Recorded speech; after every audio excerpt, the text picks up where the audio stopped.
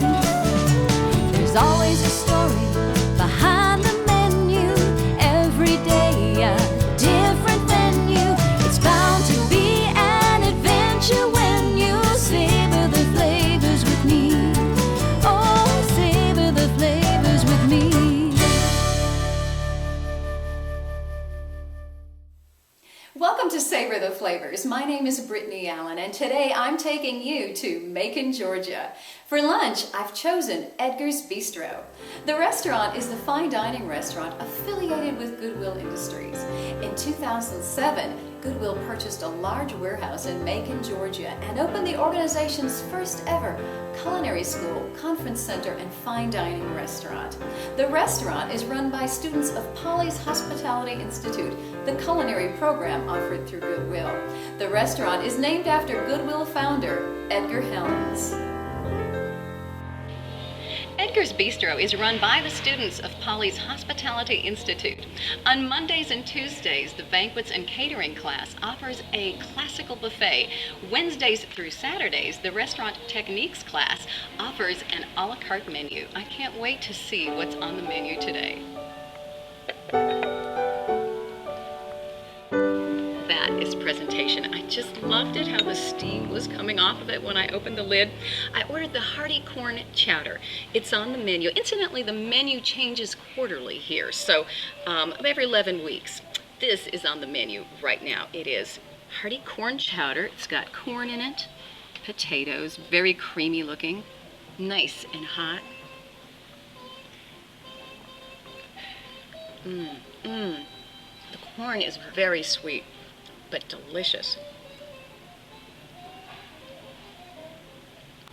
It's got some bacon in it. Who doesn't love bacon? The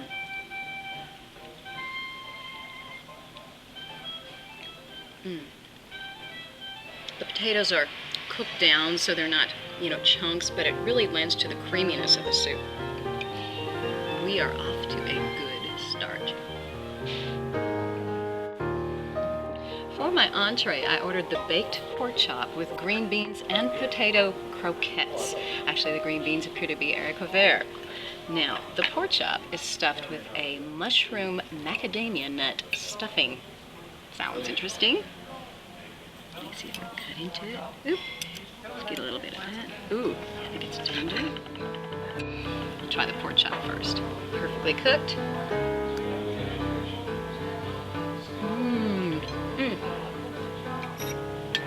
Very nice. And now that stuffing. Oh, wow. The stuffing is fantastic. It's got a little onion in it, really seasoned well. I love mushrooms and macadamia nuts, so this is a hit with me for sure. Now, potato croquettes. It's like they've got the potatoes have been mashed, probably rolled in panko and deep fried.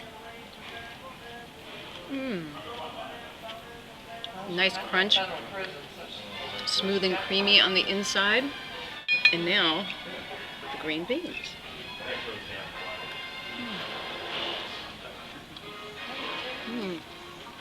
Lightly seasoned, but the flavor of the beans coming through. I just love it, not masked in any way. And I just got to go back to this pork chop and that stuffing. I wonder if they give out the recipes. I know I could attend the institute and learn how to make it myself. That's probably what I need to do.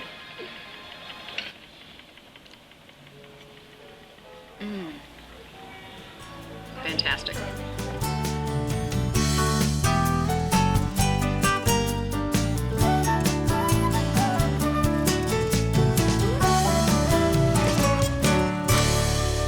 Edgar's Bistro was a wonderful, heartwarming dining experience. I loved every part of it. Though if I had to pick a favorite part, it would have to be that hearty corn chowder. It was so comforting, the way it kind of warmed you from the inside out. And as fall days start getting cooler, soup is what I crave. Now, if you like a little heat and you like a little spice, I think you're gonna love my recipe for a Southwest corn cheddar chowder.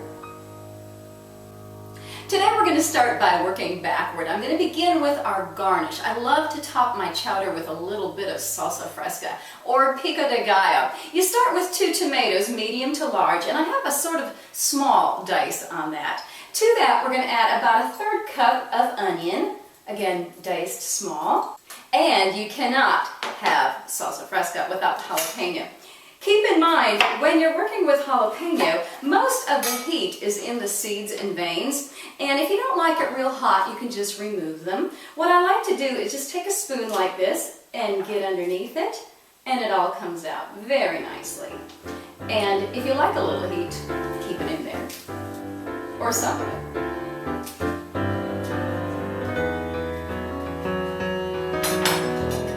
We're just going to get a nice fine mince on it. I find that if you cut from the inside out, it works a little easier with peppers.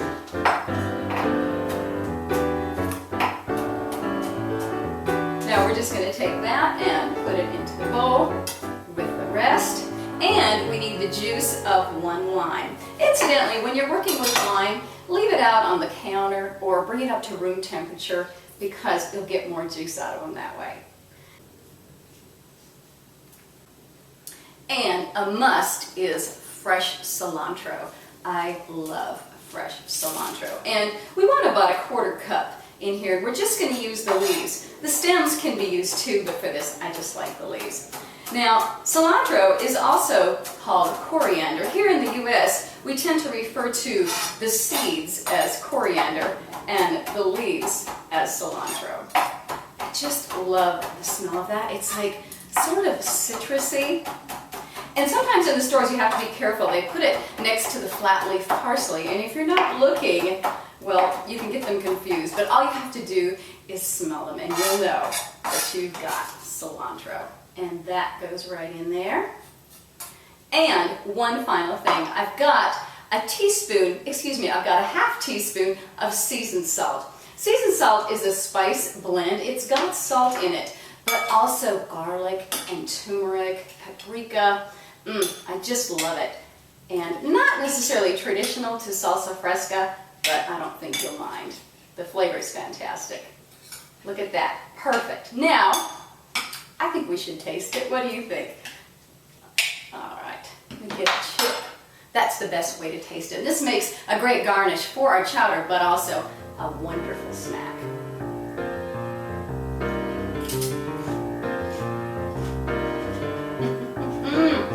That is so good. So fresh, got a little heat from that jalapeno. I know why they call it salsa, because your taste buds are like dancing. That is fantastic. It's kind of addictive. You want to keep going. Your taste buds are like, oh, just one more. But no, we're going to stop and put it in the fridge and know that in a little while it's going to be even better once those flavors all start doing their thing. The first ingredient in our chowder is pancetta. I went to the deli and had them cut me a 4-ounce piece. And I wanted it all in one piece because I wanted to cut it myself. I'm going to cut it in lardon or lardon, which is French. And basically it just means that it's some sort of pork that has been salt cured but not smoked. Most often it's pork belly or fat back. But this is Italian bacon, and it works just the same way because it's not been smoked. Now, we're just going to cut it, like I said, into tiny little pieces called lardon, and we're going to render it down as the flavor base for our chowder. Okay, that does it. Our lardon is ready to go. I've got a pot on the stove heating with about a tablespoon of olive oil in it. Sometimes in certain recipes, I like to work with 2 different fats because it adds a layer of flavor to the profile. But also some fats have a higher flash point than others. For instance, butter might burn more easily than olive oil. In this recipe, I want the pancetta to cook completely, but I don't want it to be crispy because I don't want pebbles in my soup. And rendering it with the olive oil seems to help with that. I'm just going to drop it into our pot. Let the magic begin. While the pancetta is rendering, I'm going to work on some of the vegetables that go in our chowder. I've already diced one large onion, finely diced it, and another one of those jalapenos. This time I left some of the seeds in because I like that heat. It'll be great on the finish of this soup, trust me. Now, it is a chowder, and it can't be a chowder if it doesn't have potato in it. For this, I like to use one large baking or russet potato. Nice and starchy. Over the years, as I'm sure many of you have, I've donated items to Goodwill, but never really given it a whole lot of thought other than it seemed like a good idea. Well, lunch at Edgar's really reinforced that for me. It was so wonderful. I learned so much. I learned that there's 165 independent Goodwill organizations in the United States that operate over 2,400 thrift stores. And it's through the thrift stores that they pay for the various programs that they offer. Because each organization is operating independently, they're able to tailor their programs to the needs of the community. And in Macon, it was realized that there was a need for people with culinary training, thus Polly's Hospitality Institute. Now I'm going to dice this, and I want just about a ½ inch on these pieces. Also in Macon, because that facility was so huge and all under one roof, it really helped me to appreciate the life cycle of a donation because everything happened right there. In the back, they have these loading docks where semi-trucks can back up and unload all the donated items, and they process them there and put them in their thrift store. They also have this wonderful book cafe there where you can get coffee and light fare, and it's got a nice cheery library vibe. They have the jobs connection area there where people can come and research job opportunities, and also that lovely conference center for private events, parties, corporate things, and don't forget Edgar's Bistro. I just loved it. It had such an inviting atmosphere, and I loved the music they were playing. It really didn't feel at all like you were in a warehouse. They've done a great job with it. And it really made me feel good about donating because I can appreciate how my donations can go towards helping improve the lives of others. Now, as you can see, our lardon has rendered out beautifully, completely cooked, not burnt. Take your time when you're doing this. That's when you'll get the best results. Now, it's time to add those vegetables. We're going to start with our potato. Drop that in there.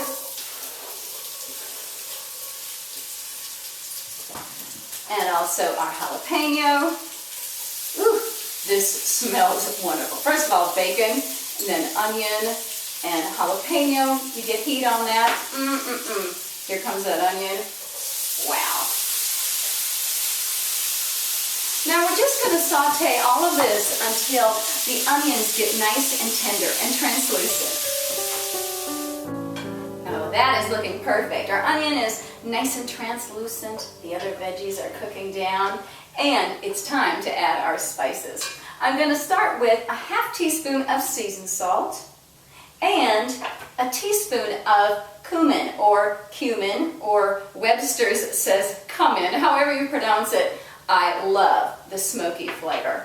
And this is the time to add it because you want all those oils to come out and you get the maximum effect from the spice itself, from the cumin. And you don't want that sort of dry, powdery, raw spice flavor. And this will help eliminate that. And you're going to cook this for about a minute. You know, I remember the first time I had cumin, or at least the first time I was aware that I had. We were in Jamaica, and we were on the beach, and there was a guy cooking burgers at lunchtime, and I had one of the burgers, and it was fantastic. I was like, what is in this? How is this burger so different? So I went and asked the guy, and he said, well, that's cumin. And so after that, when I got home, I started putting cumin in my hamburger meat when I made burgers. Still do. I just love it. Cumin is the second most popular spice in the world next to black pepper. It's in so many different cuisines, and it's also one of the key ingredients in chili powder. Okay, now that we have that cooked down, we're going to add 3 tablespoons of flour. And this we want to cook for about a minute as well. It will act as a thickening agent when we add our broth. And you want to cook it so you don't get that raw, bitter flour taste. And if it starts to stick to the bottom of your pan, do not worry, friends, that is called flavor. Let it go. It'll be fine, trust me. Okay, once we've cooked that flour, it's time to add our chicken stock. I've got 4 cups here, and we're just gonna put it in and then whisk it. And incidentally, this is unsalted stock because we're getting plenty salt from our pancetta and also the seasoned salt. I wanted to go and use the unsalted broth. Now we're just going to bring this up to a boil, and once it comes to a boil, we're going to reduce the heat and let it simmer for about 8 to 10 minutes or until the potatoes are nice and tender. While the chowder is simmering, it's time to work on our cheese element to our Southwest corn cheddar chowder. For this, I love to use a white cheddar and use a good quality cheese too. I have a block here that's 8 ounces. I only need about half of it because my recipe calls for 4 ounces. I'm going to shred it myself. Now you can buy prepackaged, shredded or grated cheese, but if you look at those packages very carefully, there's usually some sort of an ingredient in there that prevents clumping.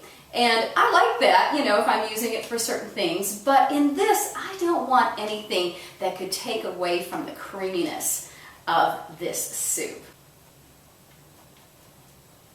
And what I like about grating your own cheese, that little bit that you have left at the end, is yours to eat. Ooh, look at that. It is starting to get good. Now, what I like to do is to take a potato masher once the potatoes are nice and tender and just go in and sort of mash them up. Just some of them. I want to still maintain that rustic element to this soup, but if you mash them just a little bit, it makes it even creamier.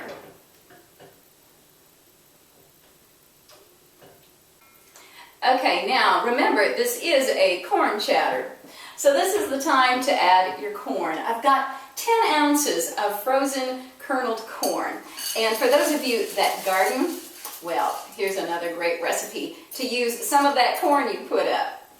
And also, this will make it even creamier, I've got a ½ cup of heavy cream.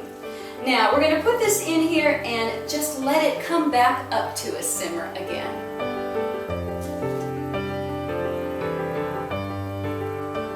Okay, it's time to add our finishing touches. We're going to add that luscious white cheddar cheese, and we're going to put it in and just leave the heat on until it melts. We don't want to boil it or simmer it at this point. Also, we need some fresh cracked black pepper. About, I'd say, a ½ teaspoon would be good. There we go. And like I said, we just want to get that cheese nice and melted. And then I think it's time to find a ladle and a bowl. Whoa! Look at the steam coming off that. Oh, it smells just to die for. Now, I'm going to take our bowl and we'll just ladle in our chowder.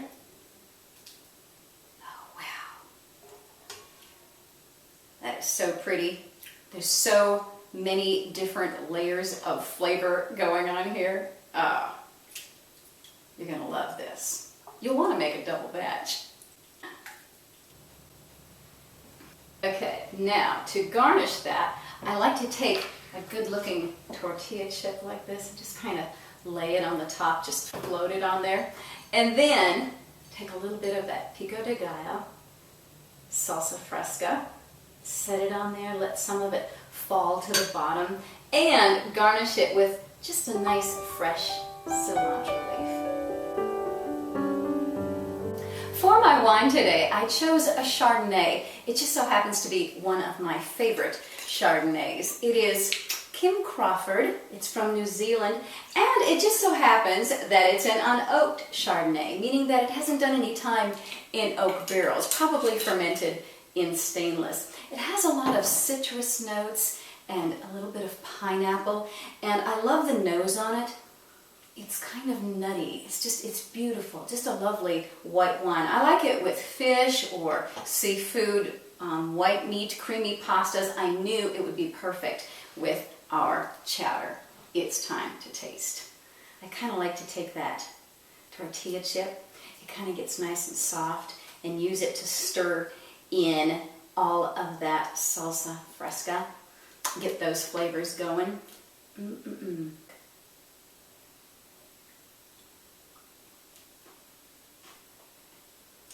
Oh, wow. This is so good. This is superb, if I have to say so myself. It is so comforting. It's like comfort food with a Southwest flair. It's creamy. You definitely get that nice heat on the finish, that subtle smokiness from the cumin, and all of that going on, but at the same time, the corn is still nice and sweet, and that comes through. The salsa fresca is great because the acidity in the tomato and the lime kind of helps cut through the creaminess of that soup and that cheddar cheese. One more. Just love it. And now that wine.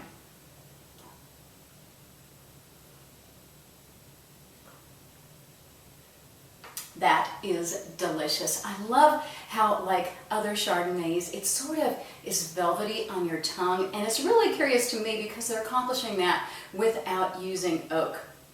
It has such a nice, again, the citrus notes is what I love because it kind of cuts through the creaminess and just makes it the perfect pairing.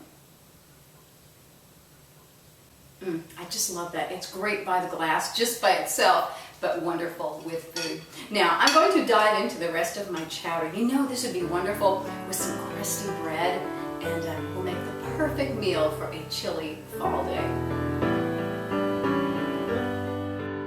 I really enjoyed today's program because it reminds me that a little goodwill goes a long way. If you'd like to find out more about Polly's Hospitality Institute and the programs they offer, I have a link to their site on mine, savortheflavors.tv. Also there you can get a copy of today's recipe for a Southwest corn cheddar chowder and a complete list of the brand names of products I use, as well as additional wine pairing suggestions.